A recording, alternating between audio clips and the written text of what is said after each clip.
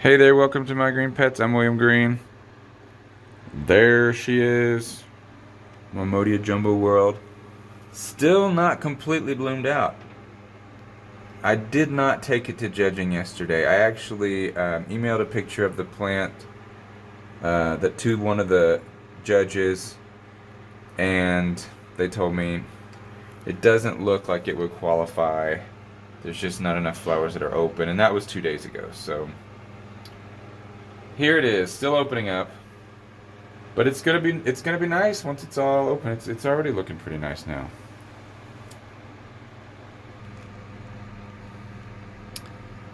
87 is the magic number here. If you look at some of these flowers, like down here, you'll notice that the buds are not. They look kind of weird. They're not. They're like trying to open. This part's opening up before the whole bud is. So what did I do? I did something. I did a boo boo. Many of you know this product. This is called Physan 20. It is a. Well, you can read what it is there, and it can be used to disinfect things. So I put 3 teaspoons in 5 gallons of water in my misting system to just, I don't know, do a bacterial, algal, fungal reset kind of. And it was too strong, and I burnt some of the flowers. So it actually had an interesting effect on this. The unopened buds, you can see some of them actually got little brown spots. But the unopened buds actually started to split prematurely, and I wonder if that's because the inner parts of the bud kept growing while the outer parts of the bud were either damaged or somehow stopped by the Physan. So it's a good thing I didn't take it to judging. But I think what I'm going to do is go ahead and maybe not divide it. I might pot it up differently for next year, but just let it go another year and see if we get an even bigger display next year. But right next to that, you can see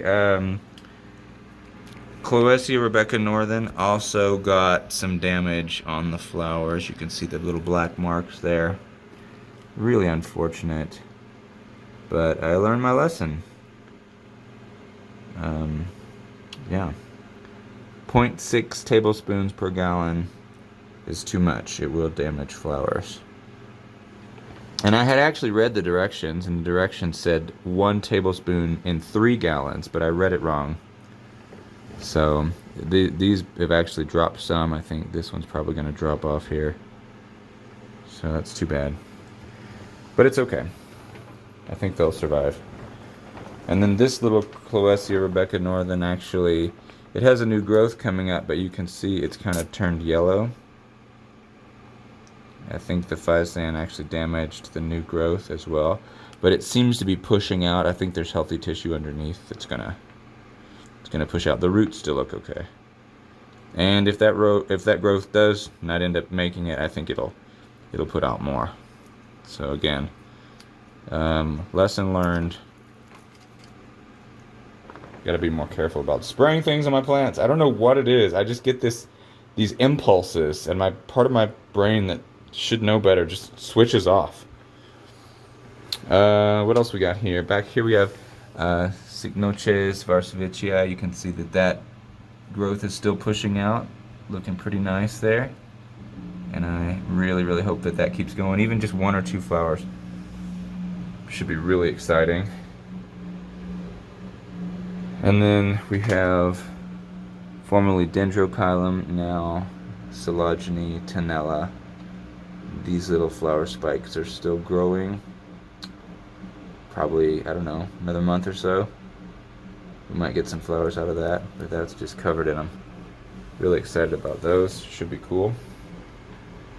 And then otherwise, we just got a lot of growth happening. It's Orchid New Year, kind of. A lot of them that have been resting are starting to push new things. Callia maxima, the new growths just grow up so fast on it. 1, here's number 2 back here, and you can see number 3, and they just come up so fast. And of course, lots of roots coming up as well. And this thing just flowered like crazy in September, but now it's, it's already starting to grow again. So definitely one of my easier Callias, much more forgiving than some of the tougher ones. Really excited about Callia hardiana. This is a cross between Dalliana Varsavicii. And it's got a really nice growth coming up here. That's exciting. Big fat one. Lots of nice roots down there too. I'm very careful to make sure this is crispy dry before it gets watered, because I do not want the roots rotting and getting fungusy like I've had in the past happen. Several other, these are some Rexes from Peru Flora. So these, in May, these will be 2 years out of flask. And got some nice little roots coming out there and nice growth coming up. Probably, what do you think? Maybe three plants in this particular compot.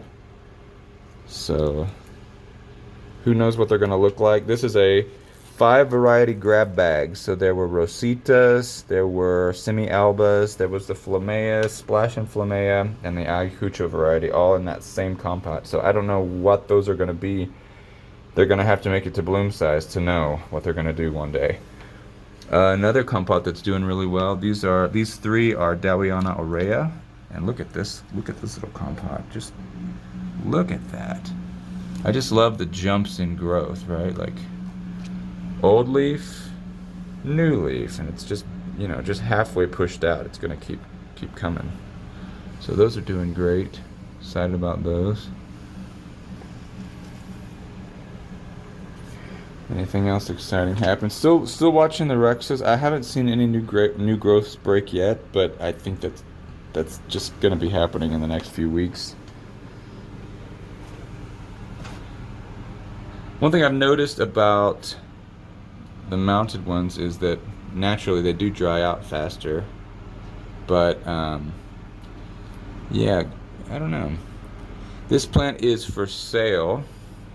This is actually 2 plants. This is Unu on the right, Nina on the left. Both of them are already twice bloomed plants. Please email me if you're interested, and be prepared to answer some questions about your experience growing Cattleyas, because if you haven't grown and bloomed other species Cattleyas, I would really suggest that you don't even consider Cattleya rex. It's probably one of the most difficult to grow. So unless you have several Cattleya species that you've grown and bloomed successfully under your belt, don't buy a rex. It's a death sentence. Don't do that. What else? We got our bulbophyllums. This little guy down here is blooming. This is Bulbophyllum catenulatum. Cute little blooms on that. And then my, as I've told you many times, my Crocium grows nice leaves and then they turn yellow and fall off. No idea why, but it's really annoying. It's hard to get a good healthy plant going if it can't hold on to leaves, so I'm not sure why that keeps happening. Bulbophyllum medusae. This plant put out one spike back in November, and I made a little Instagram reel, like a little 18-second reel of me just holding the plant up, showing the flower, kind of wobbled it from side to side so you could see the little petals or the sepals swaying back and forth. And that reel, it did pretty well for like the first couple days, and then it just kind of faded into obscurity, as most things tend to do. And then last weekend it started to pick up again, and over the past week that one single reel has amassed like 250,000 views, 25,000 likes, 6,000 shares. I mean, it's just gone crazy. One of the judges on HBO Max's Full Bloom shared it on her Instagram stories. It's just crazy. And what's been really crazy about that is to see how the reel, first of all, it was in the plant community, But then it jumped over somehow to the hairstylist community, and hairstylists were commenting on how this, oh, I would give it a haircut, I would give it a nice trim, oh, look at it. And then it moved over to like the graphic design community, and graphic designers were commenting, and it's just been really crazy to see how we do live, especially on social media, we live in these bubbles of similar interests. You know, they call them echo chambers. And in order for something to become like truly, truly viral, it has to appeal to all kinds of groups of people. And it's been crazy over the past week to see this thing just jump from group to group to group. And and I've been, checking out the profiles of the people who are sharing this, and some of them, they have nothing to do with, they really don't have anything to do with plants at all, at least on their social media, but this somehow found its way into their stuff. So anyway, it's been really cool. It seems to be tapering off now, so hopefully in the next couple weeks everything will kind of die back down, because it is actually kind of stressful to like know that thousands and thousands and thousands of people are starting to look at this stuff. Like, some people were commenting on me and my looks, and I'm like, yep, of course, that's, this is a video about a flower, but of course you're gonna make comments about the person behind it. So yeah, it's kind of crazy to experience that. So yeah. Later on today, I'm going to be having a chat with Stephen Van Campen-Lewis and Dimitri over there in France with his Phalaenopsis, and I might pull this guy out too. I don't know. Dimitri said I was flexing last time because I had my Cygnocase. I think it was the Cygnocus cooperi in the background. So, yep, I'm going to flex again today. Put this guy in there. All right, guys. Thank you guys so much for stopping by and listening to me rant and talk and all kinds of other stuff. Hope your plants are growing well, and I'll see you next time right here on My Green Pets. I'm William Green. Bye.